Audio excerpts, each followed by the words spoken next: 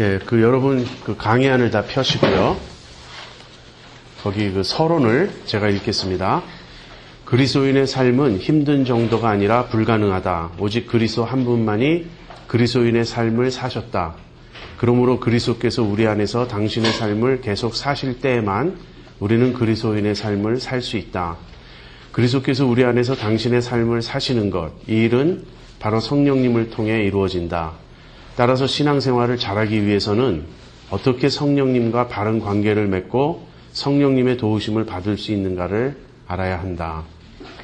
여러분, 예수님이 요한복음에 보면 예수님이 이제 잡히시기 전에 마지막으로 제자들에게 고별 설교를 하십니다. 그것을 다락방 강화라 그래요.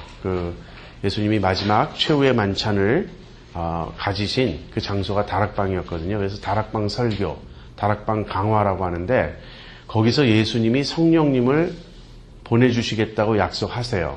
근데 그 성령님을 뭐라고 부르시냐면 내가 또 다른 보혜사를 너에게 보낼 것이다. 보혜사라는 말은 파라클레이테예요. 파라클레이테인데 우리 옆에 계시는 분, 그리고 우리를 도와주시는 분, 우리와 함께 하시는 분, 그런 뜻입니다. 그래서 영어로는 comforter라고, 위로자라고 번역되기도 합니다. 그런데 또 다른 보혜사라고 예수님 말씀하세요. 그렇다면 오리지널 보혜사가 있으시다는 거죠. 오리지널 보혜사는 누구십니까? 예수님. 예수님이 오리지널 보혜사예요. 근데 예수님은 지상에 오셨을 때 육체를 입고, 육신을 입고 오셨기 때문에 시간과 공간에 제약을 받으시죠. 그래서 예수님은 제자들과만 함께 있을 수 있을 뿐이었어요. 그런데 이제 성령님은 영이시기 때문에 언제 어디서나 계십니다. 그래서 예수님을 믿는 모든 자 옆에 계실 수 있어요. 그러니까 여러분이 성령님을 생각하실 때 영으로 오신 예수님, 그렇게 생각하시면 좋습니다. 그래서 영으로 오신 예수님이 이제 우리 안에 거하시면서 우리를 도와주신다. 예수님이 성령님을 보내시겠다고 약속하신 이유는 성령님이 없이는 우리가 살 수 없기 때문에, 그리스도인의 삶은 불가능하기 때문에 그렇습니다. 그러니까 우리가 크리스천 라이프를 사는 데 있어서 제일 중요한 것은 성령님이 어떤 분이시며 우리에게 어떤 일을 하시는지를 알고 그 성령님과 동행하는 삶을 사는 거예요. 자, 그런데 성령님의 사역을 어떻게 알 수 있는가? 두 가지 길이 있습니다. 하나는 성경이고 또 다른 하나는 체험이에요. 이 성경과 체험은 배타적인 것이 아닙니다. 흔히 이제 말씀을 강조하는 교회에 가보면 오직 성경, 그걸 주로 강조하죠. 그런가 하면 좀 성령, 소위 말하는 성령파라고 할 수 있는 교회에 가보면 체험을 굉장히 강조하죠. 근데 성경과 체험은 상호 보완적입니다. 그 중에 어느 하나를 택해야 되는 게 아니고 상호 보완적인데 그래도 중요한 것은 성경이 기준이라는 거예요. 그 점이 분명해야 되겠습니다. 우리가 성령님의 사역에 대해서 배울 때 일단 성경이 무엇라고 가르치는지를 배워야 되고요. 그 다음에 그것을 우리의 체험 속에서 확인해야 합니다. 여러분, 우리가 체험을 하는데 체험은 다양해요. 기독교에만 있는 것이 아니에요. 예를 들면 방언도 기독교에만 있는 것이 아닙니다. 다른 종교에도 방언이 있어요. 다른 종교에도 입신이 있고 심지어는 다른 종교에도 신유가 얼마든지 있습니다. 그래서 우리가 어떤 종교적인 체험을 보고 여기 어떤 그런 체험이 있으니까 이것이 진짜다, 꼭 이렇게 말할 수 없어요.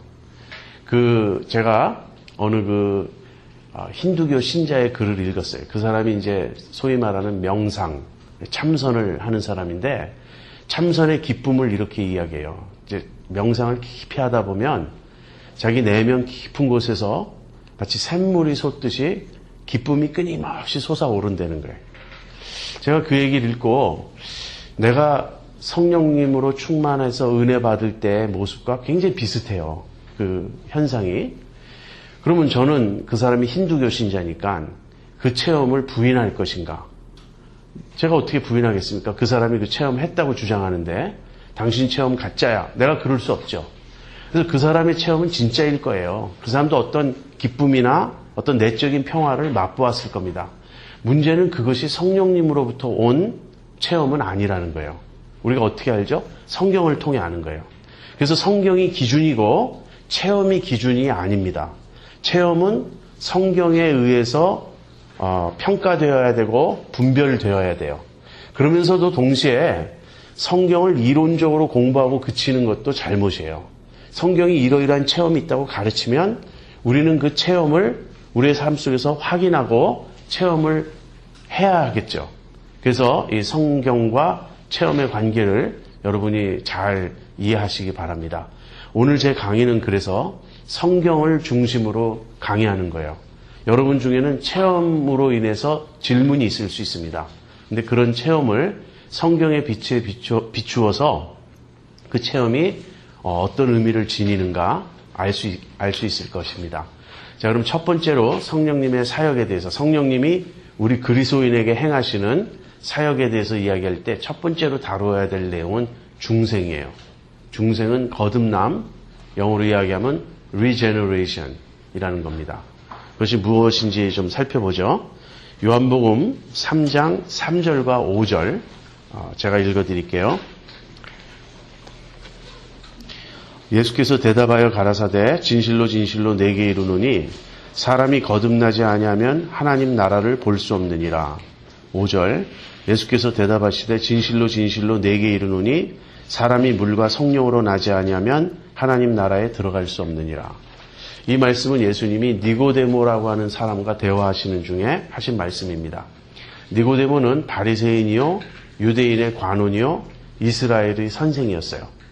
그러니까 한마디로 대단히 뛰어난 사람입니다. 이스라엘의 지도자였어요. 그리고 선생이었어요. 근데 그러한 니고데모가 예수님의 모습을 유심히 보니까 예수님이 하나님으로부터 온 사람이 분명하다 이렇게 생각했어요. 그래서 예수님을 찾아와서 이제 그런 이야기를 합니다. 근데 이제 니고데모가 니고데모 같은 사람이 만일 오늘날 교회를 오면 어떨까? 이제 제가 생각에는 교회에서 굉장히 환영할 것 같아요. 당신 같은 분이 교회에 나와주셔서 정말 고맙습니다. 그리고 니고데모 정도의 백그라운드를 가졌다면 교회에서 아주 금방 장로도 되고 높은 직책도 가질 수 있을 것 같아요. 근데 예수님은 전혀 뜻밖의 반응을 하십니다. 뭐 칭찬도 없어요. 내가 영적인 일에 관심을 갖고 있구나. 또는 내가 나를 알아보는 눈이 있구나. 뭐 이렇게 칭찬하시는 게 아니라 다짜고짜로 거듭나지 않으면 하나님 나라를 볼 수가 없다. 하나님 나라에 들어갈 수 없는 건 당연하고 볼 수조차 없다는 거예요. 니고데모 너는 이스라엘의 선생이라고 하고 율법에 통달했다고 하지만 너는 영적인 것을 전혀 보지 못한다.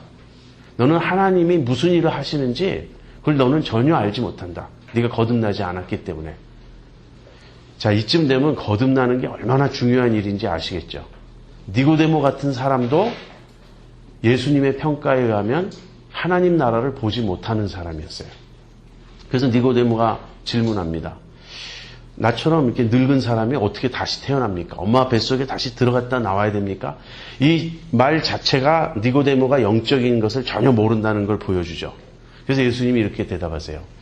사람이 물과 성령으로 나지 않으면 하나님 나라에 들어갈 수 없다.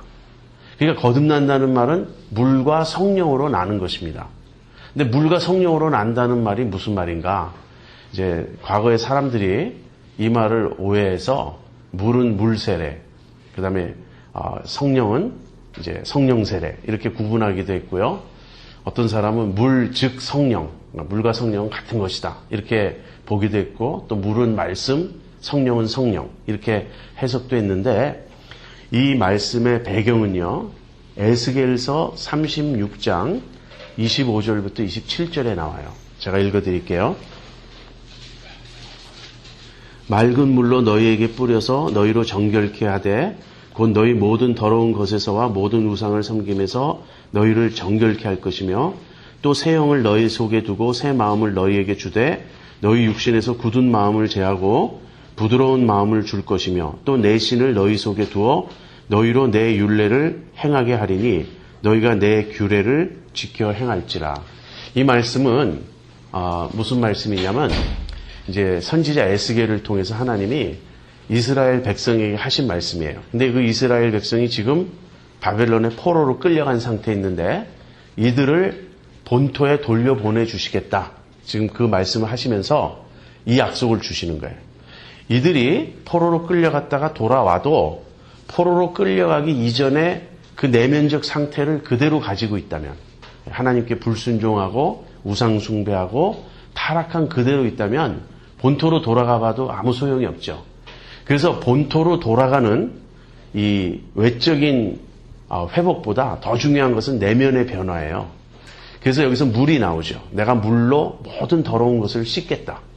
그리고 내가 너희 마음속에 새 영을 주고 또 나의 신을, 성령님을 너희 안에 주겠다. 다시 말하면 그들을 속에서부터 새롭게 만들어 주시겠다. 약속하신 거예요.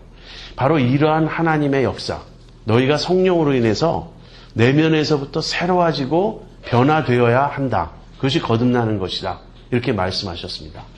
여러분, 이것은 우리가 영으로 죽어 있거든요. 그러니까 예수 믿기 전에 죽었었거든요. 죽은 영을 살리시겠다는 거예요. 우리가 죄와 허물로 인해서 하나님과 분리되었고 영적으로 죽어 있는 우리를 다시 살리시겠다는 것이고요. 이것은 성령님의 사역입니다. 성령님이 우리를 다시 살리시는 거예요. 자, 그런데 이 말이 정말 맞지 않습니까? 이제 니고데모가 여기 있지만 현대판으로 이야기해 보면, 여러분, 인간이 굉장히 똑똑해도 자기 지혜로 하나님을 몰라요. 리처드 도킨스 아십니까, 여러분? 그 만들어진 신, God Delusion이라는 책을 쓴 아주 지금 세계에서 제일 유명한 진화론자예요. 근데 이 사람이 그 God Delusion, 만들어진 신이라는 책에서 얼마나 기독교를 신랄하게 공격하고 비판하는지, 그 책이 이제 기독교를 좋아하지 않는 사람들에게는 베스트셀러가 됐어요. 근데 저도 그 책을 다는 아니지만 부분 읽어보았습니다. 그 중에서 특히 도덕이 어디서 오는지, 인간에게 있는 옳고 그름의 의식이 어디서 오는지 그런 부분 관심 갖고 읽어봤는데, 제가 보기에는 너무너무 논리적으로 허점이 많고, 그 책은 퍼스트 클래스 책이 아니에요. 사실 삼류 책이라고 저는 느껴집니다. 그런데도 수많은 학자, 지식인들이라고 하는 사람이 그 책이 마치 무신론의 복음이나 되는 것처럼 환영하고 그 리처드 도킨스의 명석함을 칭찬합니다. 제가 그걸 보고 깨달은 건 무엇이냐면, 역시 영적인 일은 육신의 눈으로는 분별할 수 없다요.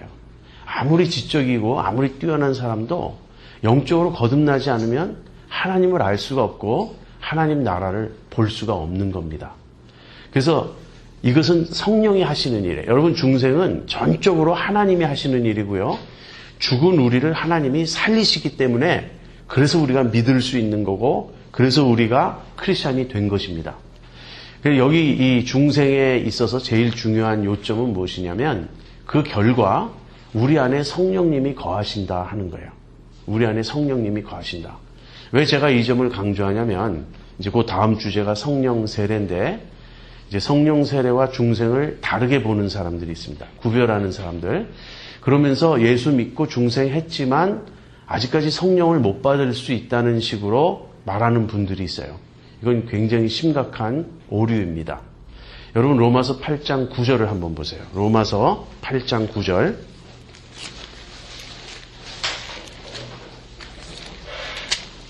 네, 제가 읽을게요. 만일 너희 속에 하나님의 영이 거하시면 너희가 육신에 있지 아니하고 영에 있나니 누구든지 그리스도의 영이 없으면 그리스도의 사람이 아니라. 여기서 하나님의 영이라는 말도 나오고 그리스도의 영이라는 말도 나오는데 다 성령님을 가리키는 표현입니다. 성령님은 하나님의 영이시기도 하고 그리스도의 영이시기도 해요.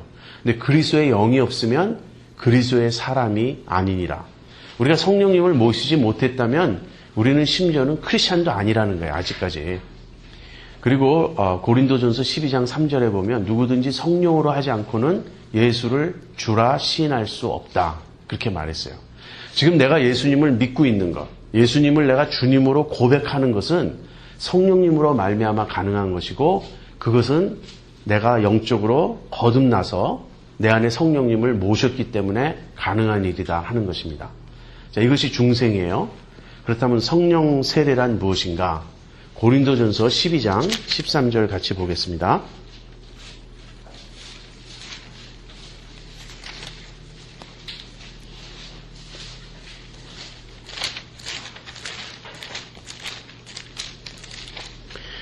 우리가 유대인이나 헬라인이나 종이나 자유자나 다 한 성령으로 세례를 받아 한 몸이 되었고 또 다 한 성령을 마시게 하셨느니라. 여기 다, 우리가, 한 이런 말이 반복되죠. 그래서 이 말은 이 성령 세례를 가르치는 말씀인데 우리가 다 한 성령으로 세례를 받아 한 몸이 되었고 다 한 성령을 마셨다. 지금 이렇게 말씀하고 있거든요. 바울이 이 성령 세례를 말할 때 바울의 의도 또는 바울의 요점은 무엇이냐면 성령으로 말미암아 우리가 하나가 되었음을 가리키는 거예요. 그런데 오늘날 성령 세례가 우리가 하나임을 강조하기 위해서 말하고 있는 이 성령 세례가 오히려 교회를 둘로 나누는 그런 이상한 결과를 가져왔어요. 무슨 말이냐면 성령 세례를 받은 사람이 있고 받지 않은 사람이 있다. 이 말은 무슨 말이냐면 예수를 믿고 중생했어도 그 중에서 성령 세례를 받은 사람이 있고 받지 않은 사람이 있다. 이렇게 이제 구분하는 거예요. 그러면서 성령 세례를 중생과 다른 또 다른 어떤 사건으로 보는 사람들은 주로 무엇을 염두에 두냐면 어떤 뜨거운 어떤 그런 좀 신비적인 체험을 염두에 둡니다. 그리고 대표적으로는 그 결과 방언을 생각해요. 그래서 어떤 소위 말하는 성령의 불체험을 해서 막 뜨거운 진동이 왔고 방언을 말했고 이런 체험을 하면 이것이 성령 세례를 받은 것이다. 이제 이렇게 생각하면서 중생과 성령 세례를 구분합니다. 그런데 여기 잘 읽어보면요. 우리가 다 한 성령으로 세례를 받아 한 몸이 되었고 성령 세례를 받지 않으면 그리스도의 몸의 지체가 될 수 없어요. 그럼 중생했어도 예수님의 몸의 지체가 아니다. 이렇게 말할 수 있단 말입니까? 또 다 한 성령을 마셨느니라. 거듭났어도 성령을 마시지 못한 사람이 있다. 이건 말이 되지 않잖아요. 성령을 마셨다라는 말은 성령을 내가 소유했다는 말이에요. 그래서 여기 본문에 의하면 고린도전서 12장 13절에 의하면 성령 세례는 모든 그리스도인에게 주어진 것이지 일부에게 주어진 것이 아님을 알 수 있습니다. 이걸 조금 다르게 접근해 보면 이렇게 설명할 수 있어요. 이 신약에 세례에 대한 그 본문이 7군데 있어요. 7군데 본문을 다 종합해 보면 세례에는 4가지 요소가 있음을 알게 돼요. 세례 주는 자, 세례 받는 자, 세례의 매개체, 그리고 세례의 목적. 근데 이것을 요한의 물 세례에 한번 적용해 보세요. 요한이 물로 세례를 줬죠. 요한의 물 세례에 있어서 세례 주는 자는 누구입니까? 세례 요한. 세례 받는 자는 요한에게 나온 그 사람들. 세례 받겠다고 나온 사람들. 세례의 매개체는 물. 세례의 목적은 죄사함. 죄사함을 위한 회개의 세례니까. 그래서 죄사함을 받기 위해서 그 세례를 받았습니다. 자, 근데 요한이 이렇게 예언했어요. 나는 물로 세례를 주지만 내 뒤에 오시는 이는 성령으로 세례를 주실 것이다. 다시 말하면 예수님이 성령으로 세례를 주신다 하는 거예요. 그래서 예수님의 성령 세례입니다. 그러니까 여기서 아주 중요한 것은요. 성령 세례를 사람들이 성령께서 베푸시는 세례라고 생각해요. 근데 성령께서 베푸시는 세례는 없습니다. 예수님이 성령으로 베푸시는 세례예요. 그래서 따져보죠. 예수님의 성령 세례에서 세례 주시는 분은 누구입니까? 예수님. 세례 받는 사람은 믿는 우리 모두. 그 다음에 세례의 매개체는 성령, 세례의 목적은 그리스도와 연합하는 거예요. 우리가 그리스도의 몸의 지체가 되는 것입니다. 그리스도와 하나가 되는 것이에요. 이게 성령 세례입니다. 그래서 이 성령 세례는 모든 믿는 자가 받은 거예요. 그래서 이것을 중생과 성령 세례는 동일한 것이다. 이렇게 말할 수도 있고요.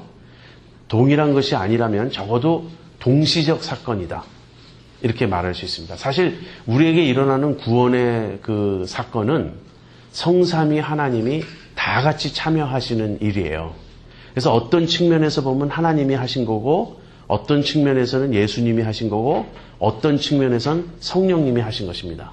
예를 들면 중생은 성령님이 하시는 일이고, 성령 세례는 예수님이 하시는 일이에요. 또 우리를 부르신다는 표현이 있거든요. 이 부르심은 하나님 아버지께서 우리를 부르시는 거예요. 이 모든 게 성삼위 하나님이 우리의 구원에 함께 일하심을 보여줍니다.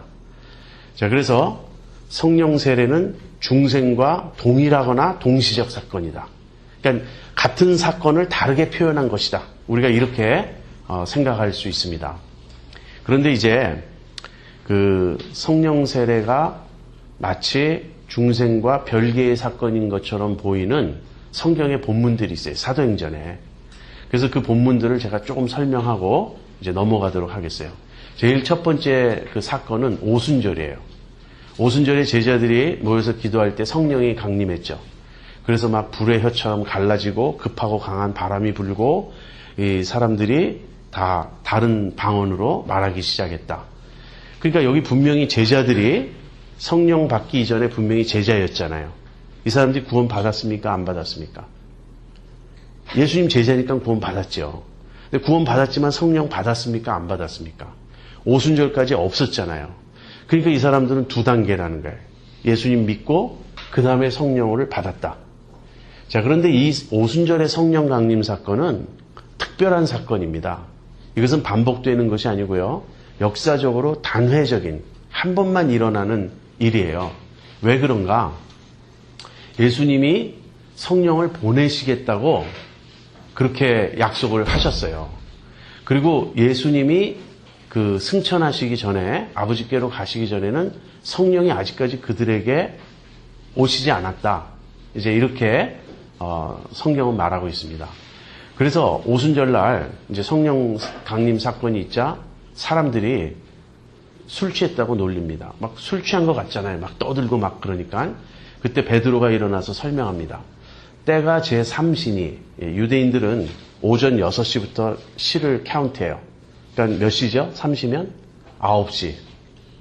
때가 제3시니 이 사람들이 성령으로 술에 취한 것이 아니다. 아침 9시부터 술 마시는 사람이 어디 있어요? 그러면서 이 일은 선지자 요엘로 약속하신 것을 성취한 것이다. 말일에 내가 내 영을 남종과 여종에게 부어줄 것이다. 여기서 남종과 여종이란 말은요, 하나님의 모든 백성이란 뜻이에요. 과거에는 주로 남종에게만 부어주셨다면 이제는 그런 차별이 없다는 거예요. 모든 하나님의 백성에게 내가 내 영을 부어주겠다. 그 예언의 성취다. 이제 이렇게 말하면서 너희들이 십자가에 못 박은 예수를 하나님이 다시 살리셔서 하나님 우편에 앉으셨다. 그래서 예수가 하나님 우편에서 아버지로부터 성령을 받아 너희가 보는 대로 성령을 우리에게 부어주셨다. 이것이 지금 너희가 보는 현상이다. 이렇게 이제 설명을 합니다. 다시 말하면 오순절 사건은요, 예수님이 아버지께로 가셔서 아버지로부터 성령을 받아서 보내주신 사건이에요. 그 이전엔 성령이 여기 계셨습니까? 안 계셨습니까? 안 계셨어요. 물론 하나님으로서 계시는 건 계셨지만 특별하게 임재해서 사역하지 않으셨다는 거예요. 자, 그런데 이제는 성령이 임하셨어요.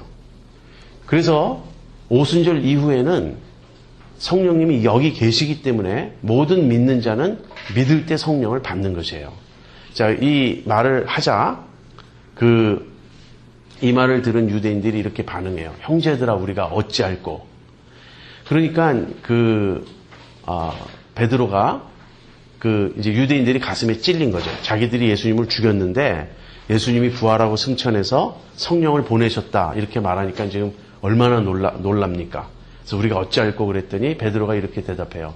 너희가 각각 회개하고 예수의 이름으로 세례를 받으라. 그래야만 성령을 선물로 받을 것이다. 그래서 그날에 몇 명이 세례 받았죠? 오순절날?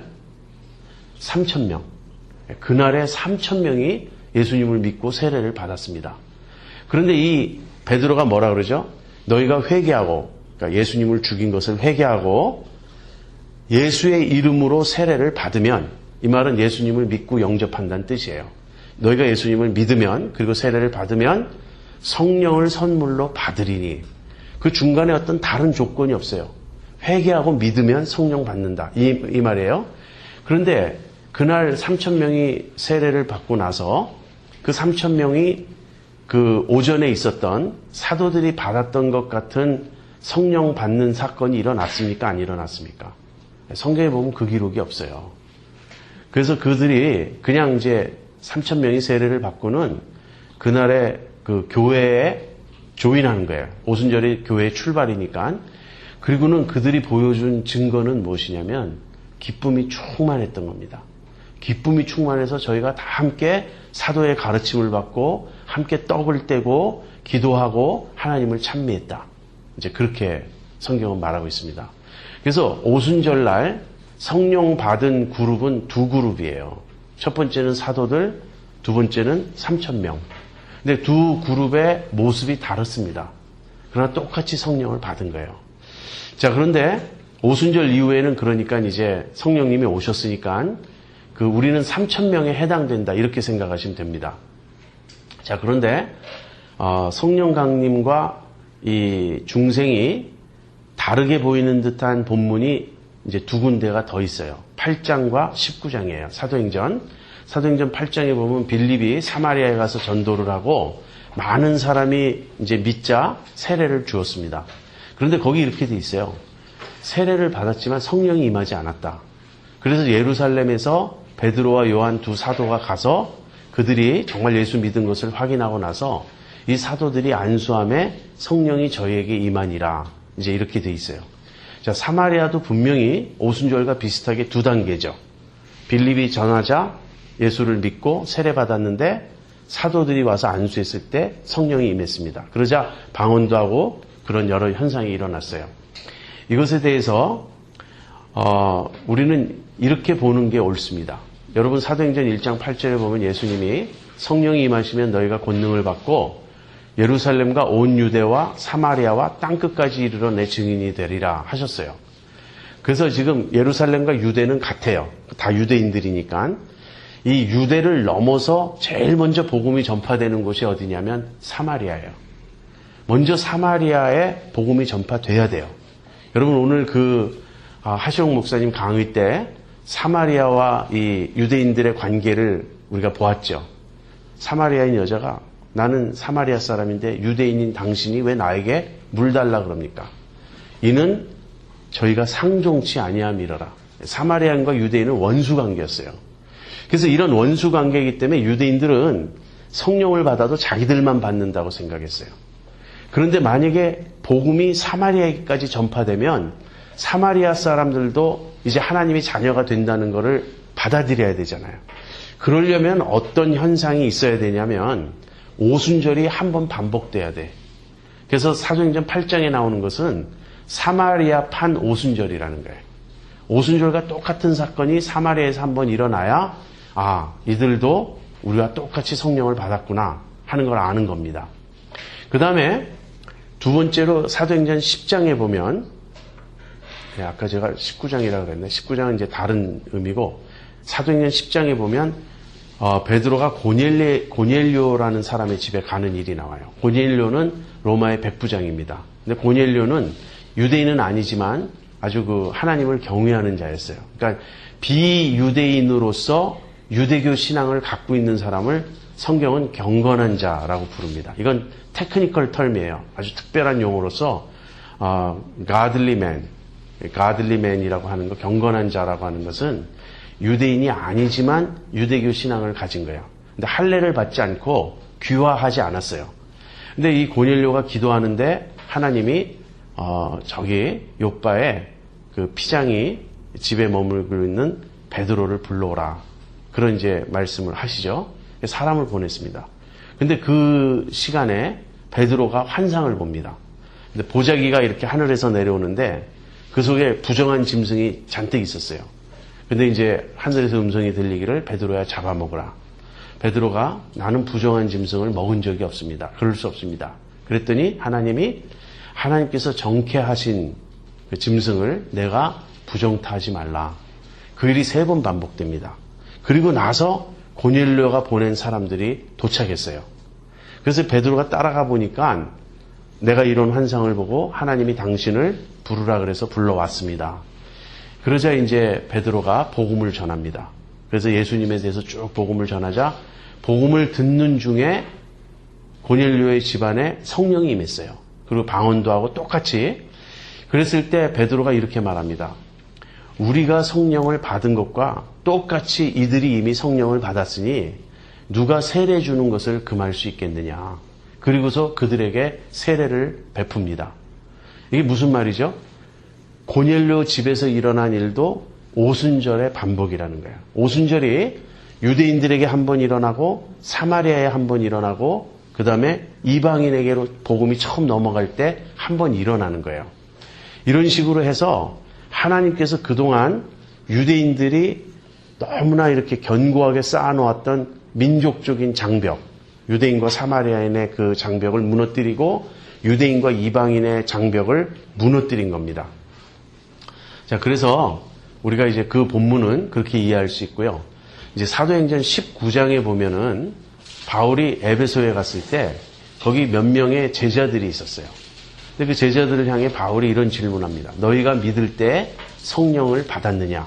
그랬더니 제자들의 대답이 우리는 성령이 있음도 듣지 못했다. 그래서 베드로가 바울이 좀 의아한 거예요. 그래서 그렇다면 너희가 무슨 세례를 받았느냐? 또 우리는 요한의 물 세례만 받았다. 그러자 바울이 이제 그들에게 예수님에 대해서 말씀을 전하고 그 다음에 저들이 예수의 이름으로 세례를 받고 그 다음에 성령을 받습니다. 자, 이 사건을 에베소에 제자들이 있다 그러니까 제자라는 말은 사도행전에서 그리스도인을 가리키는 말이거든요. 이들이 그리스도인인데 아직 성령을 안 받지 않았느냐. 그리고 바울이 너희가 믿을 때 성령을 받았느냐 이렇게 질문하는 것은 믿을 때 성령을 받지 못할 수도 있다는 뜻이 아니냐. 근데 이 질문을 곰곰이 생각해 보세요. 너희가 믿을 때 성령을 받았느냐. 이것은 둘 다 해석이 가능해요. 믿을 때 성령을 받지 않을 수도 있다는 뜻도 될 수 있고요. 믿을 때 당연히 성령을 받는 것이다 라는 뜻도 될 수 있습니다. 저는 후자가 옳다고 봐요. 바울이 볼 때 믿을 때 성령을 받는 게 당연한데 이들이 뭔가 이상한 거예요. 그래서 너희가 믿었을 때 성령을 받았느냐? 그랬더니 아니나 다를까 성령이 있음도 알지 못한다. 여러분 그리스도인이 성령이 있음도 알지 못할 수 있습니까? 그래서 이제 물어보는 거예요. 그럼 너희가 무슨 세례를 받았냐? 요한의 세례를 받았다. 그리고 이 사도행전 19장 앞에 18장에 아볼로 이야기가 나옵니다. 알렉산드리아라는 곳에 아볼로가 있었는데 열심히 그 말씀을 전했어요. 근데 요한의 물 세례만 알 뿐이었어요. 이들은 아볼로의 제자들입니다. 이 에베소의 제자들은. 그런데 사도 바울과 동역했던 아굴라와 브리스길라가 이 아볼로를 데려다가 주의 도를 자세히 일러 가르쳤다. 그러니까 아볼로는 어떤 사람이냐면요. 아볼로와 이 제자들은 오실 메시아를 믿었던 사람들이에요. 세례 요한의 메시지를 듣고 요한이 자기 뒤에 오실 분이 있는데 그가 메시아다. 그가 인류의 구세주다. 이렇게 예언한 말씀까지를 알았던 겁니다. 그래서 오실 메시아를 대망하고 있었는데 예수님이 오셨다는 것, 그리스도가 오셨다는 것을 몰랐던 사람이에요. 그래서 바울이 또 아볼로와 브리스길라가 그 예수님에 대해서 가르쳐주고 세례를 준 것입니다. 그래서 여러분 중생과 성령 세례는 같은 것이에요. 그리고 성령 세례를 받지 않으면 크리스찬이 될 수가 없습니다. 한 가지 이제 더 설명하면 이 문제가 확실해질 거예요. 그 세 번째 건데 성령의 인치심. 에베소서 1장 13, 14절이에요. 에베소서 1장 13, 14절.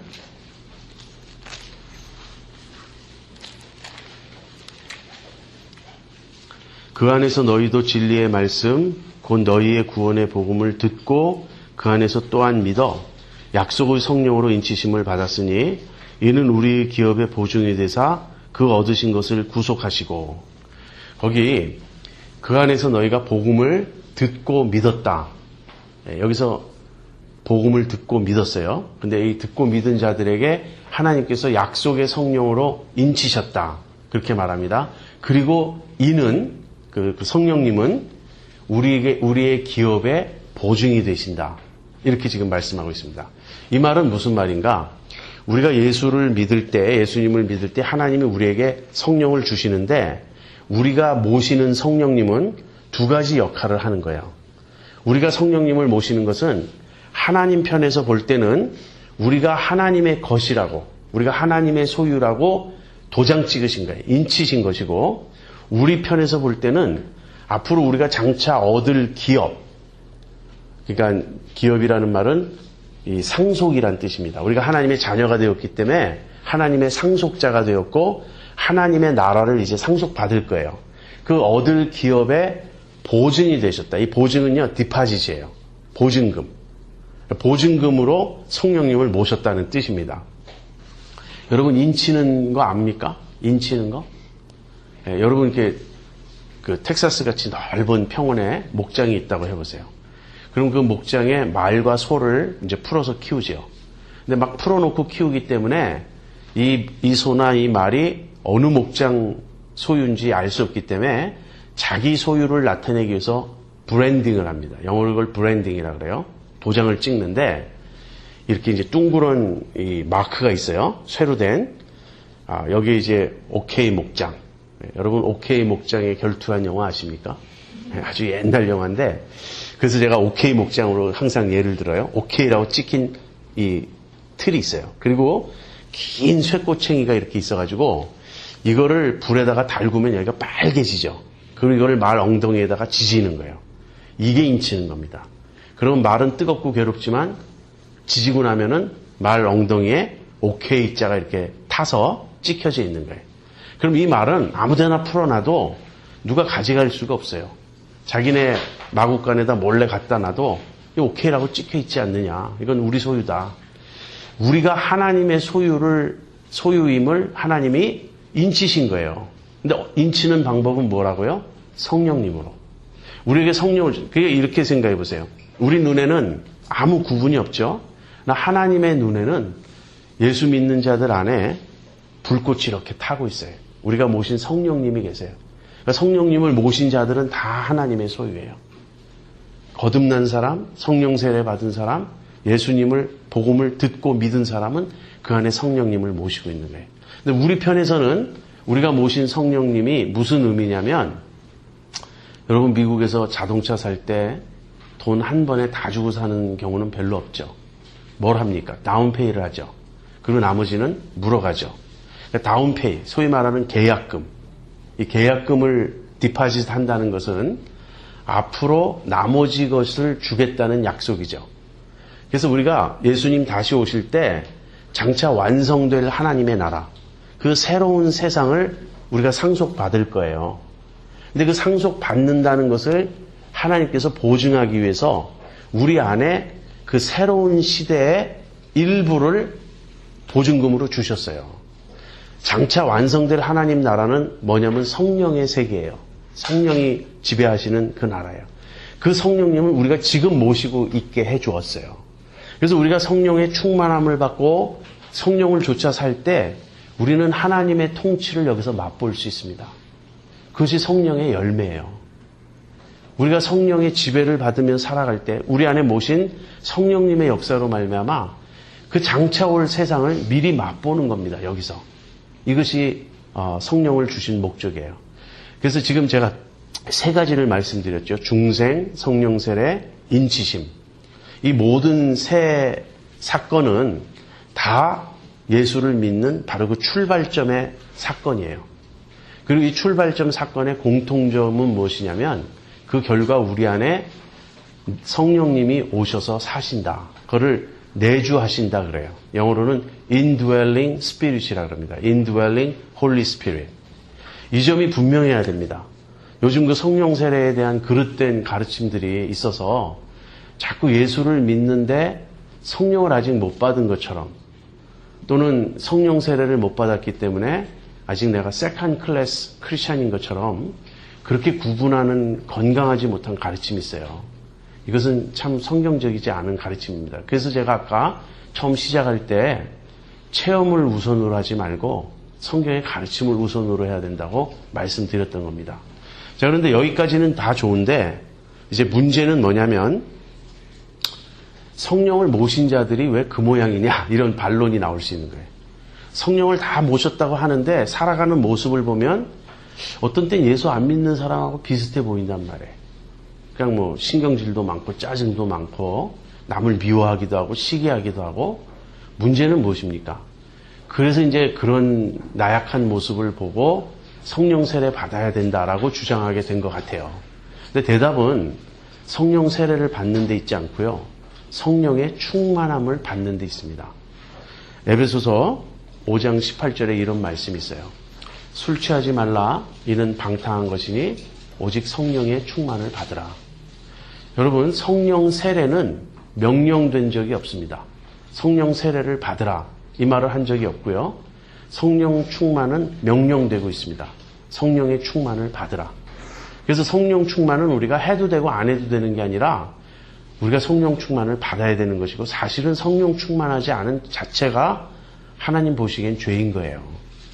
성령 충만을 받아야 되는데 성령 충만이란 무엇인가? 여기 술 취하지 말라. 그리고 성령 충만 받으라 그러죠. 그러니까 술 취하는 것과 성령 충만 받는 것 사이에 어떤 공통점이 있어요.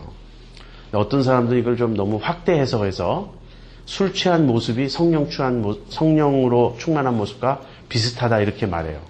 술 취하면 어떻습니까? 막 기분이 좋아진다는 거예요. 성령 충만하면 기분이 좋아진다. 술 취하면 말이 많아진다. 그러니까 성령 충만한 사람은 그냥 자꾸 떠들게 된다. 이건 오해입니다. 술 취한 사람의 모습은 어글리하잖아요. 성령 충만한 모습은 질서 있고 조화롭고 아름다운 모습입니다. 그런데 단 하나의 공통점은 무엇이냐면 컨트롤이에요. 술 취한다는 말은 술이 나를 지배하고 있는 모습이에요. 성령 충만이란 말은 성령님이 나를 지배하시는 모습입니다. 여러분 술 취해 보셨습니까? 저는 술 취해 본 적이 사실 없다고 말하는 게 옳을 것 같은데, 이제 술 취한 사람의 이런 말을 들었어요. 자기가 길을 가는데 길바닥이 벌떡 일어나서 자기를 탁 때렸다는 거예요. 자기가 쓰러진 거죠. 근데 술 취해 있으니까 갑자기 길바닥이 벌떡 일어나서 자기를 탁 때렸다는 거예요. 술에 취하면 이제 술이 컨트롤 하니까 그렇게 제정신이 아닌 거예요. 근데 아무튼 술에 컨트롤 받고 있는 겁니다. 자기가 자기를 컨트롤 하지 못하고 술에 컨트롤 받아요. 성령의 지배를 받는 것도 성령님이 내 마음을 완전히 이렇게 장악하시고 내 마음을 다스리시는 거예요. 이게 성령 충만입니다. 마치 배가 이렇게 바다 위를 갈 때 돛이 있죠. 근데 돛이 후줄근하게 내려와 있어요. 무슨 말입니까? 바람이 안 불어요. 돛이 후줄근하게 내려와 있으면 무슨 힘으로 가야 되죠? 또 현대식 또 모타보트 생각하지 말고 노를 저어야 되죠. 그러니까 노를 저어서 가려면 얼마나 힘이 듭니까? 그런데 바람이 불어요.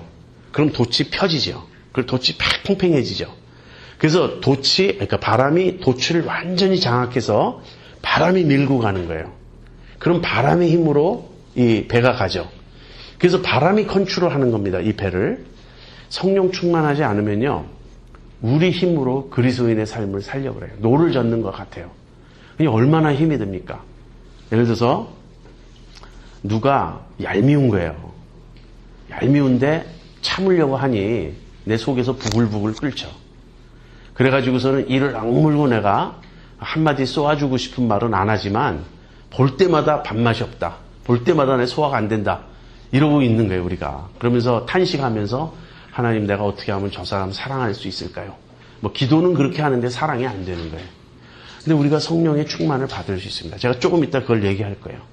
성령의 충만을 받으면 그 사람을 향한 사랑을 갖게 돼요. 그 사람을 얄밉게 보았는데 불쌍히 여기게 됩니다. 그거 사랑하게 돼요. 그래서 성령의 충만이 제일 중요해요. 오늘 제 강의에서 제일 중요한 건 바로 성령의 충만입니다.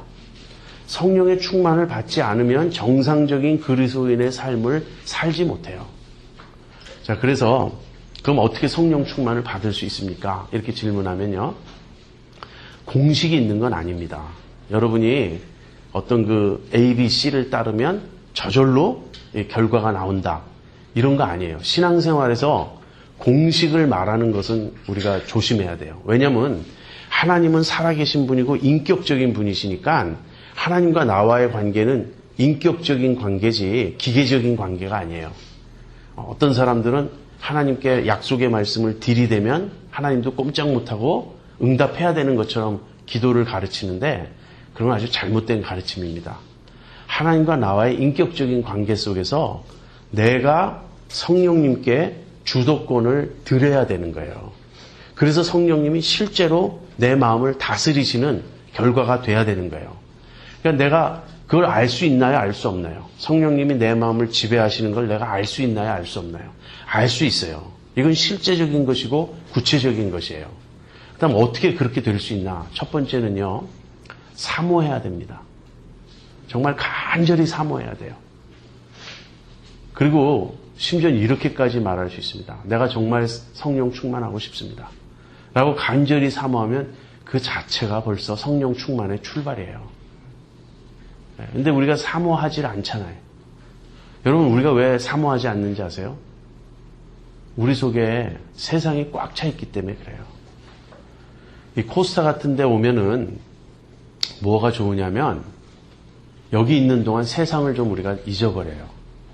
그러면서 우리의 포커스를 하나님께 맞추다 보니까 하나님의 은혜를 받게 되는 거예요. 이렇게 몇 박 며칠 동안 집중적으로 아침에 눈 뜨고 밤에 잘 때까지 아마 꿈에서도 코스타 꿈을 꾸는 사람이 있을 텐데 이렇게 집중적으로 하나님을 우리가 바라본 적이 별로 없잖아요. 평소 집에서 살 때는 너무 우리의 관심이 흩어지거든요. 우리 속에 세상이 꽉 차 있습니다. 자아가 꽉 차 있습니다. 그러면 성령님을 사모하지 않아요. 그래서 우리가 기도는 합니다. 성령 충만 주세요. 그러나 이제 누가 나한테 와서 부탁을 하는데 우리 아들이 나한테 와서 부탁하는데 아빠 이번 생일에 나 꼭 좀 해주세요. 그리고 막 우리 그 둘째 녀석은 그 인터넷에다가 이렇게 할 때 자기가 원하는 걸 이렇게 뽑아놔요. 내가 누르면 이렇게 나올 수 있게 아마존닷컴에서 이번 버스데이 프레젠트 이렇게 해놓고는 자기가 원하는 걸 몇 가지를 해놔요. 그리고 얼마나 아양을 떠는지 그래서 그래서 네가 이 책 다 읽으면 아빠가 사줄게. 아직까지 다 못 읽었어요. 사줘야죠 그래도. 아무튼 그런 식이에요. 그래서 너무너무 원하면 여러분 중에 아직 부모 안 돼봤죠? 부모 돼보면 다 알아요. 자식이 부탁하면 들어주고 싶은 게 부모 심정이에요. 애가 그렇게 너무너무 갖고 싶어요. 그게 저하고 제 아내의 좀 차이인데 제 아내가 저보다 엄격해요. 그래서 함부로 사주면 안 된다는 거예요. 그래서 애한테 원하는 걸 즉각 가질 수 있다는 걸 가질 수 없다는 걸 알게 해야 된다 이건데 아빠인 저는 몰래 사주고 싶은 거예요. 그거 얘가 그렇게 원하는데 우리 하나님이 우리가 원할 때 얼마나 주시고 싶으시겠어요. 그래서 누가복음에서 예수님이 가르쳐 주실 때 하나님이 구하는 자에게 성령을 주시지 않겠느냐 이렇게 약속하신 거예요. 그래서 우리가 정말 간절히 사모해야지만 이 하나님이 사모할 때 하나님이 기뻐하시고 하나님이 주십니다. 그럼 내가 지금 사모하는 마음이 없을 때는 어떻게 해야 되는가? 사모하는 마음이 없을 때는요. 믿음으로 구해야 돼요. 믿음으로. 그래서 그때 이제 감정이 아니고 믿음으로 사는 것인데 우리가 머릿속에 위기의식이 옵니다. 내가 이렇게 지금 강팍하구나. 내가 요즘 메말랐구나. 내가 요즘 육신으로 가득 찼구나. 안 되겠다. 이렇게 생각하면 믿음으로 구하는데 구할 때 첫 번째 단계는 뭐냐면 철저한 죄의 회개가 필요합니다. 철저한 죄의 회개가 필요해요. 주님이 기뻐하시지 않는 일이 내 가운데 내 안에 있다면 그거를 다 버리고 자백하고 토해내야 돼요. 아까 내가 누가 얄밉다 그랬죠. 얄미운 친구가 있다. 그러면 그거를 주님 앞에 애통하면서 내려놓아야 됩니다. 그런데 해보세요. 그러면 내 마음이 강팍해서 안 되는 거예요. 그 기도 자체가 안 되는 거예요. 그럴 때는 여러분이 사실은 이럴 때 금식도 좀 해야 돼요. 내가 누굴 용서하고 싶은데 용서가 안 된다. 내 마음이 너무 굳어져 있다. 어떻게 하면 내가 하나님 앞에 다시금 브로큰 될 수 있을까? 내가 낮아질 수 있을까? 이게 안 되면 우리가 오늘 점심 굶었지만 내가 오늘 한 끼 금식한다. 또는 오늘 하루 금식한다. 그리고 간절히 기도하고 또 여러분이 은혜 받는 여러분의 비결을 좀 알고 있어야 돼요. 이제 좋은 방법은 찬양이에요. 제가 아는 어떤 이제 선교단체 간사님이 저한테 이런 얘기를 하셨어요. 자기는 마음이 메마르고 강팍해지면 어떻게 하냐면 무릎을 꿇고 찬송가 511장을 부른대요. 내 구주 예수를 더욱 사랑. 여러분 그 찬송 아십니까? 예, 아주 좋은 찬송인데 무릎을 꿇고 내 구주 예수를 더욱 사랑 그걸 부르면 간절한 마음으로 부르면 1절, 2절, 3절 그리고 또 반복해서 1절, 2절, 3절 그걸 계속 부르는 동안 마음이 녹아버린대.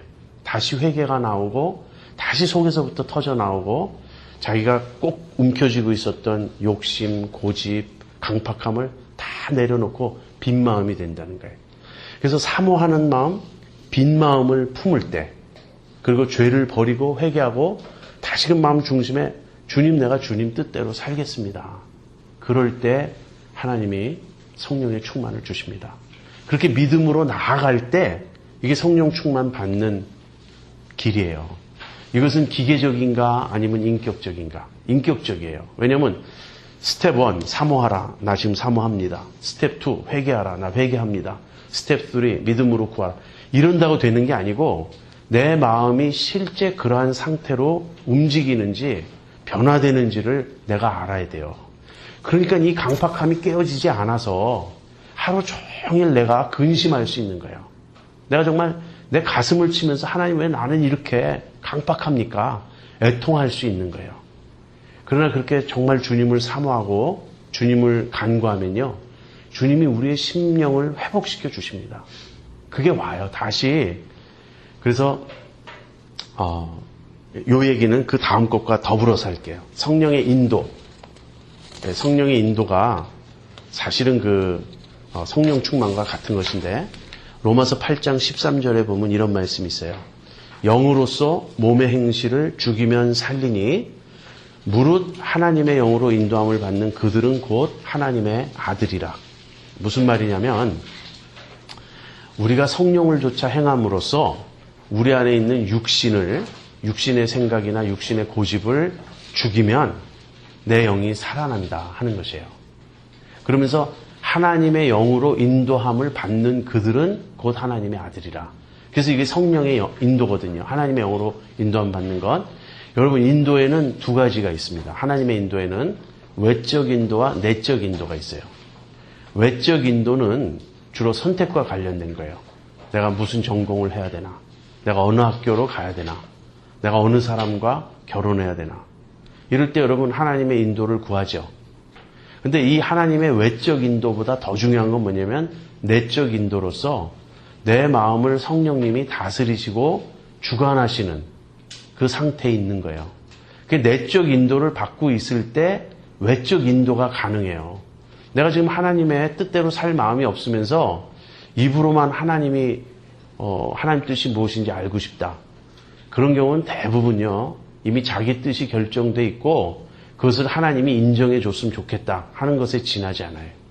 내적 인도가 중요한데 영으로서 몸의 행실을 죽인다. 자, 아까 제가 그 얄미운 친구 예를 들었죠. 그게 이제 좋은 예예요. 어떤 친구가 너무 얄미워. 또는 어떤 친구가 내가 참 시기가 나. 그 친구만 보면. 그건 육신입니까? 아닙니까? 그게 육신이죠. 그게 몸의 행실이에요. 내 속에 있는 그 sinful nature, 이 flesh라고 하는 것, 육신이라고 하는 것은 이 바디를 말하잖아요. 이 살을 말하는 게 아니고 이거는 flesh가 아니고 이건 바디입니다. 그리고 헬라어로는 소마라 그래요. 근데 우리 안에 있는 육신적인 성품, 생각, 이것은 sinful nature는 사르스라 그래요. 이 사르스가 이제 미워하는 것, 온갖 죄를 짓습니다. 근데 내 속에 이제 미워하는 마음이 있다는 건 뭐냐면 내 속에 있는 죄성이 발동을 해가지고 지금 그러는 거예요. 근데 내가 여기에 질 수도 있고 이길 수도 있습니다. 안타까운 일은 많은 경우 우리가 참 져요. 그래서 그냥 얄미운 사람 계속 얄미워하고 시기하는 사람 계속 시기합니다. 근데 이게 잘못됐다는 걸 가르쳐 주시잖아요. 성령님이. 그 사람 미워하지 마라. 그 사람 시기하지 마라. 그러면 이제 영으로서 몸의 행실을 죽여야 되는 거예요. 이때. 그러니까 여러분이 지금까지 그렇게 죽여보신 일이 있는지를 한번 검토해 보십시오. 성령님의 뜻을 구하면서, 그러니까 성령의 충만을 구하면서 이 죄를 회개하고 이 죄를 내 속에서 뿌리째 뽑아버리는 거예요. 잘 안 되죠. 그런데 정말 간절히 기도하고 내 마음을 움직여달라고. 그리고 내가 내 마음을 실제 움직이는 거예요. 성령의 도우심을 좇아서. 잘 안 되면 될 때까지 기도하세요. 훈련이에요. 그러면 이제 한 2시간 막 간절히 기도했더니 어떤 생각이 드냐면 갑자기 그 사람이 미워지지가 않아요. 내가 사랑할 수 있을 것 같다. 이렇게 자신감이 생겨요. 그래서 이제 내가 주님 감사합니다. 그리고 미워하지 않겠다는 그 마음을 품는 순간 갑자기 내 마음이 자유스러워지고 기쁨이 칵 몰려오고 평화가 찹니다. 자, 그런데 그때 이제 그래서 그 친구한테 전화를 하려고 그래요. 내가 전화해서 그동안 너 내가 미워해서 미안하다 말하려고 전화를 딱 겁니다. 그 전화 걸 만큼 용기를 냈는데 신호가 갈 때 안 받았으면 그 생각이 나요. 그죠? 네. 근데 안 받는 거예요. 그럼 얼마나 좋습니까? 그러면 다 살았다. 그러면서 주님 나는 순종했습니다. 적어도 나는 전화 걸었는데 그 친구가 안 받은 거예요. 네? 자, 그러면 이제 도로 우리가 육신에 지는 거예요. 물론 그러니까 이게 정말 쉬운 일이 아니고 결심하고 탁 되는 게 아니고 내적인 갈등, 싸움 이게 있어요. 그래서 그때 안 받지만 다음날 또 용기를 내는 거예요. 주님 내가 전화 겁니다. 근데 드디어 이제 통화가 됐는데 상대방이 아주 통명스럽게 왜 걸었어? 뭐 이렇게 반응해요. 그때 이제 또 나를 죽이고 사실 내가 미안하단 말 하려고 걸었어. 너가 느꼈는지 모르지만 내가 너 그동안 좀 미워하고 있었어. 근데 하나님이 이거 잘못이라고 나를 계속 책망하셔서 내가 사실 며칠 동안 너무너무 힘들었어. 나 용서해 줄 수 있겠니? 이렇게 이제 얘기를 해요. 물론 그때 대부분의 사람은 너가 그렇게 말하니까 야, 내가 부끄럽다. 나도 미안하다. 이렇게 나오죠. 근데 못된 사람은요. 너 이제 알았어? 그럼 절대 그러지 마. 이렇게. 속이 또 뒤집어지죠, 우리가. 그러면 이제 도로 그냥 강팍해져가지고 야, 너는 미워해도 싹! 그러면서 이제 그럴 수 있는데 그럼 또 성령이 또 슬퍼하시는 거예요. 우리는요, 그리스도의 종이에요. 내 뜻대로 살 수가 없는 거예요. 진짜 크리스찬은 내 고집대로 살고 죄를 지으면 마음이 편하지 않아서 못 견디는 거예요. 이러면 안 되는데, 이러면 안 되는데. 그래서 꾹 참고, 그래서 정말 한번 승리해 보세요. 그 친구를 정말 용서하고 내 자아를 정말 깨뜨려 보세요. 이게 영으로서 몸의 행실을 죽이는 겁니다. 그럼 어떻게 돼요? 성령 충만을 받는 거예요. 그런데 이런 일이 또 깨지고 또 깨지죠. 그러니까 너무나 많다고요. 우리를 힘들게 하는 일이. 근데 그때마다 우리가 주님 뜻대로 순종을 하면 우리의 신앙은 놀랄 만큼 성장합니다. 아주 빠른 시간 안에 성장할 수 있어요. 그래서 고난이 참 좋아요. 고난을 겪는 사람들은 빠른 시간 안에 자아가 깨져요. 너무 힘들고 너무 그러니까 아주 그냥 내 강팍함, 내 고집, 내 자아가 다 무너져가지고 하나님 살려주세요. 내가 잘못했어요. 무조건 내가 다 잘못했어요. 근데 이제 또 고난에서 벗어나면 슬그머니 또 우리가 교만해지는데 아무튼 성령의 충만함을 받는 것, 성령의 인도를 조차 사는 것, 이걸 여러분이 아셔야 됩니다. 이걸 모르면 신앙생활이 아니에요. 뭐 성경 많이 읽는다고, 기도 많이 한다고, 무슨 은사가 많다고, 새벽기도 안 빠진다고, 교회 봉사 열심히 한다고, 그런 것은 이 내면에서 성령을 조차 행하지 않으면 다 육신의 일이 될 수 있습니다. 그건 바리새적인 거예요. 그래서 영적으로 교만해서 너 성경 하루에 몇 장 읽어, 뭐 남을 비교하고 판단하려고 그러고 자기는 기도도 안 하면서 이렇게 남을 깔보고 교회 봉사는 나 혼자 다 하는 것 같고. 제가 목사인데요. 사실 목사 입장에서 그런 사람이 제일 두려워요. 교회를 어지럽혀요. 자기 혼자 잘 믿어서 다른 신자들, 다른 교인들 상처 주면 참 아파요, 마음이. 그러지 말고 겸손해지라는 거예요. 자랑하지 말고 차라리 그렇게 자랑할 거면 봉사 좀 덜 하는 게 나아요. 정말 중요한 건 내면입니다. 우리의 내면이 바뀌었느냐. 성령님이 나를 지금 다스리느냐.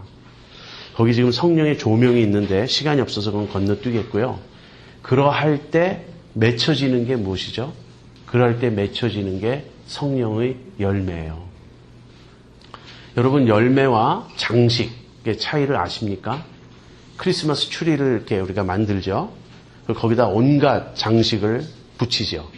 이 장식과 나무는 생명관계가 전혀 없어요. 이건 그야말로 장식일 뿐이에요. 이 장식은 떼어내도 아무 상관이 없고 붙여도 그냥 겉에 달려있을 뿐이에요. 우리 신앙생활에서 우리가 장식을 더덕더덕 달고 있을 때가 참 많습니다. 그래서 교회 직분이 우리 장식이 될 수 있어요. 참 제가 이민교회를 보니까 권사되고 장로되고 이런 게 굉장히 중요해요. 저 사람은 나보다 어린데 벌써 장로야. 근데 우리 교회에서는 도대체 나 장로 세워줄 생각을 안 해. 이렇게 불평하는 사람들이 있습니다. 왜 그렇게 장로가 되려고 하죠?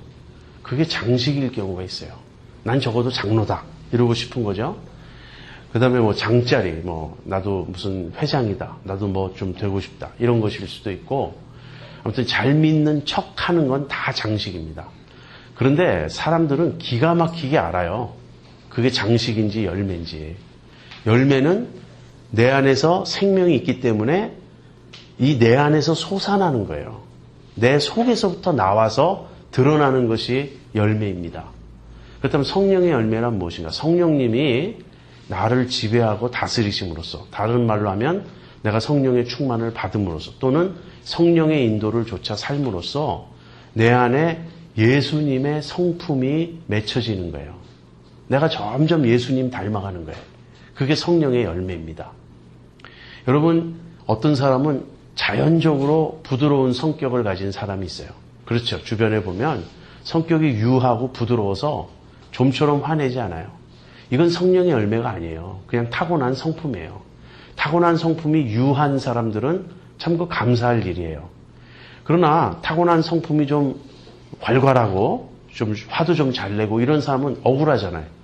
하나님, 난 억울합니다. 난 태어날 때 이렇게 태어났는데, 난 우리 아빠 닮아가지고 성격 급한데. 근데 성령의 열매는 타고난 성품이 아니고 성령께서 내 안에 역사하심으로써 내 자아가 깨어짐으로써 내가 주님을 닮는 거예요. 언제 알 수 있는가? 그러니까 유한 사람 있잖아요. 성격이. 그 사람도 화가 날 때 보면 전혀 유하지 않아요. 단지 화를 남보다 덜 낼 뿐이지, 화가 날 때 보면, 다시 말하면 그 사람의 자아가 건드려지면, 발끈하면 무섭습니다. 오히려 외유내강이라고 평소에 잘 화내지 않던 사람이 화를 내면 무서워요.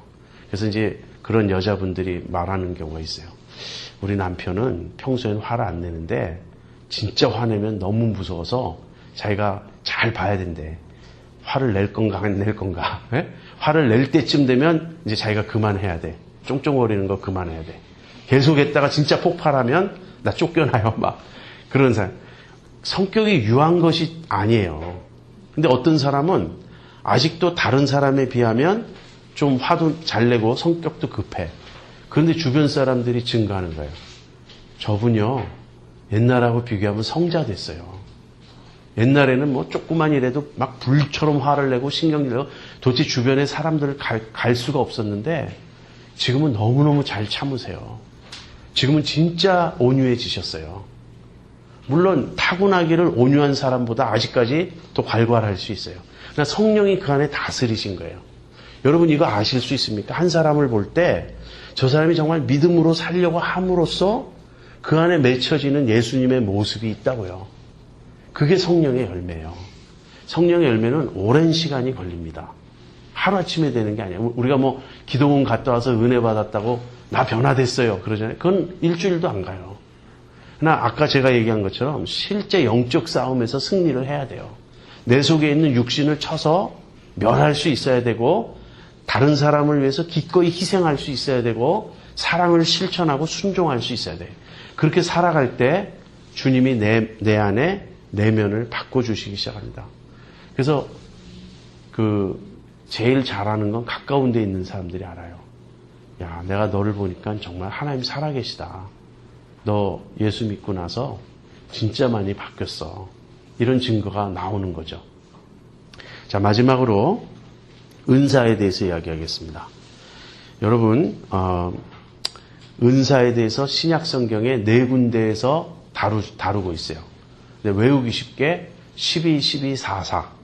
예, 로마서 12장, 고린도전서 12장, 에베소서 4장, 베드로전서 4장이에요. 근데 이 12, 12, 4, 4에 있는 은사들을 다 합치면 20몇 가지가 됩니다. 그런데 많은 분들이 이 20몇 가지가 은사가 완전하게 기록된 게 아니라 대표적인 은사들을 적은 것이다. 그래서 이보다 은사가 더 많을 수 있다고 생각합니다. 은사를 좁게 보는 사람들은 바로 이것만 은사라고 생각해요. 근데 은사를 저는 넓게 보는 입장인데, 은사를 넓게 보면 비록 우리가 자연적으로 가지고 있던 재능이라 할지라도 그것을 성령님께서 쓰시면, 그래서 그리스도의 몸인 교회를 세우고 교회에 유익을 주게 되면 그건 은사다. 자연적인 재능이라도 은사가 될 수 있다. 이렇게 봅니다. 자연적인 재능 자체가 은사다. 지금 그 말은 아니에요.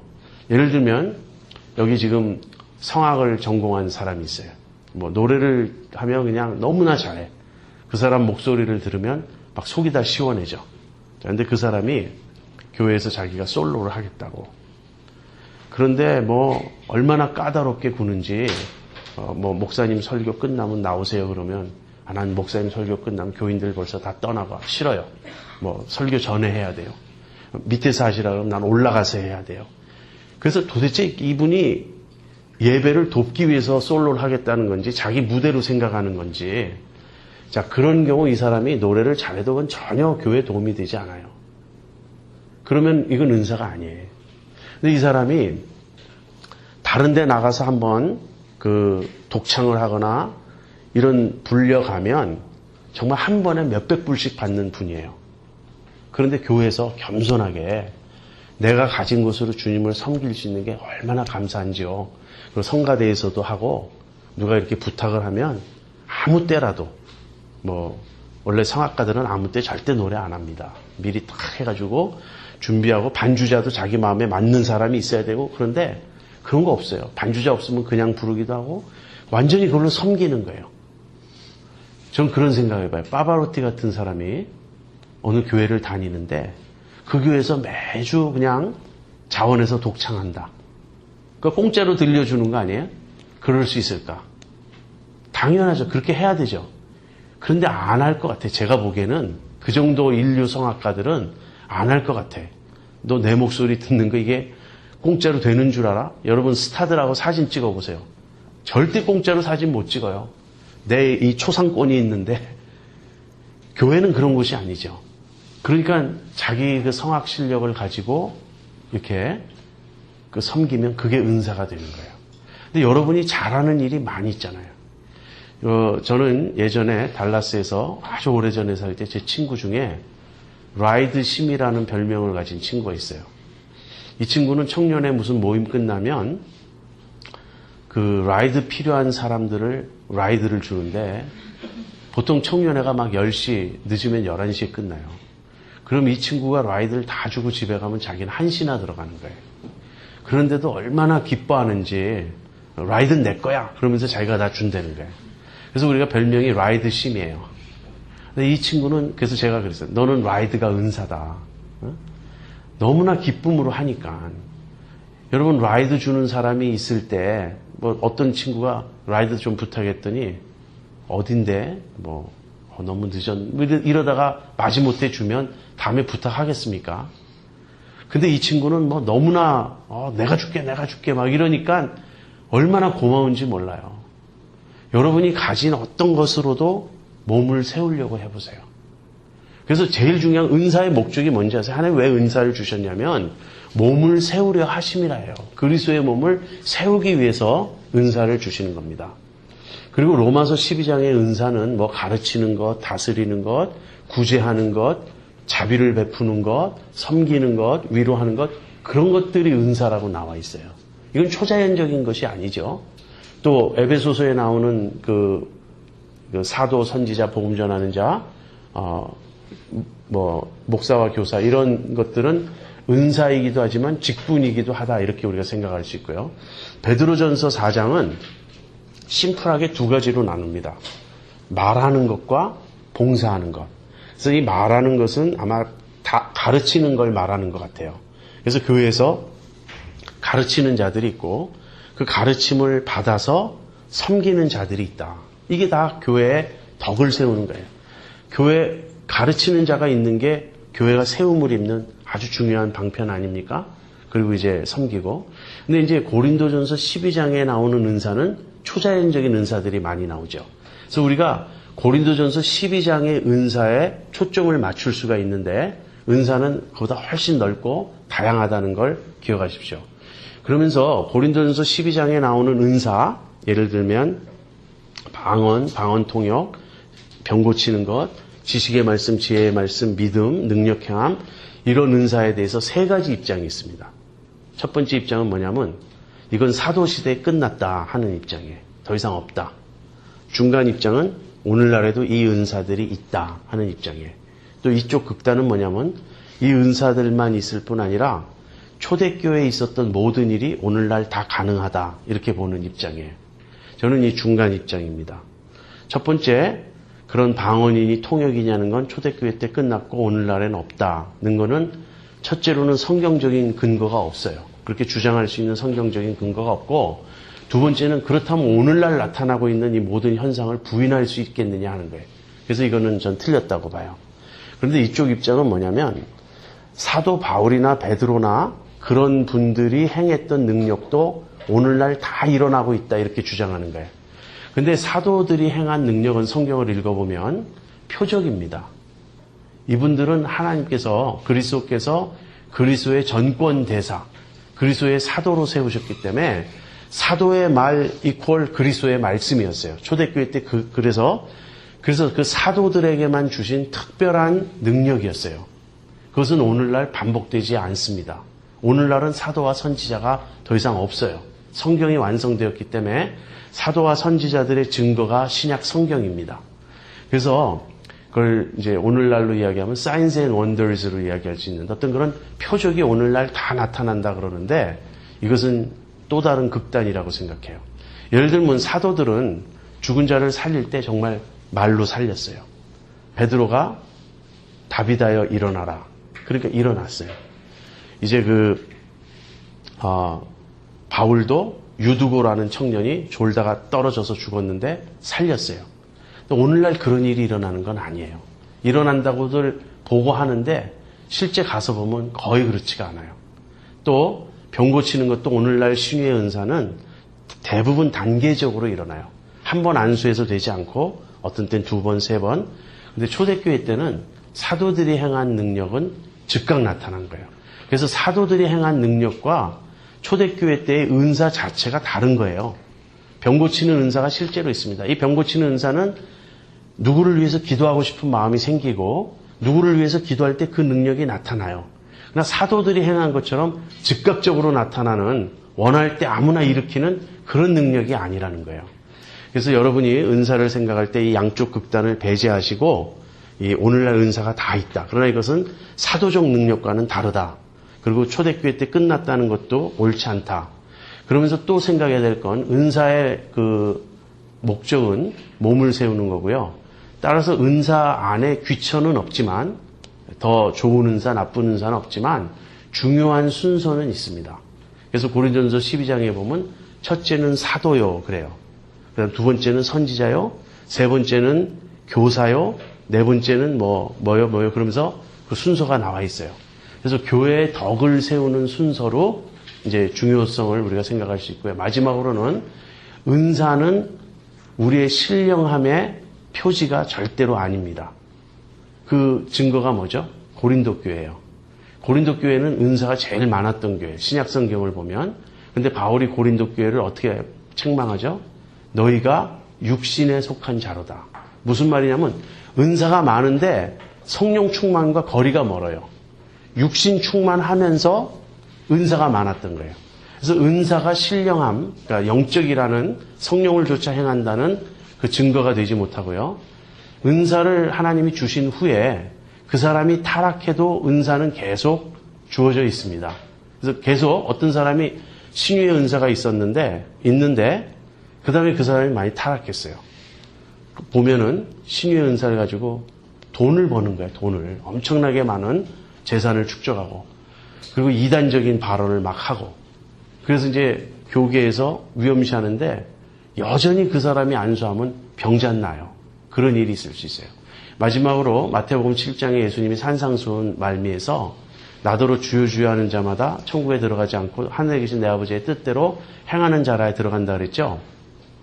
그날에 많은 사람이 내게 와서 우리가 주의 이름으로 선지자 노릇하고 주의 이름으로 귀신을 쫓아내고 하지 아니하였나이까 하리니 내가 그들에게 말하기를 불법을 행하는 자들아 내게서 떠나가라. 내가 너희를 도무지 알지 못하노라.